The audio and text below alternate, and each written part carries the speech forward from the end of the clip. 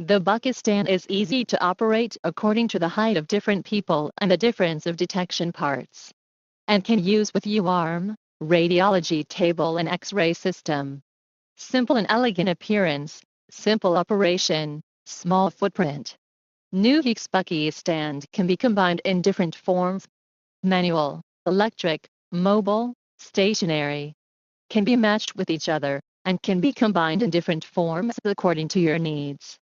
A bucky is typically used for table or wall-mounted X-ray systems and holds the X-ray cassette and grid. A bucket is a device found underneath the exam table, a drawer-like device that the cassette and grid is slid into before shooting X-ray.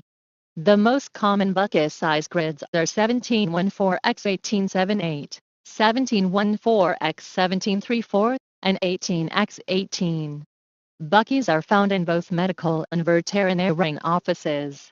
There is nothing special about a bucket grid other than its size. If you are interested in our bucket stand, please contact us.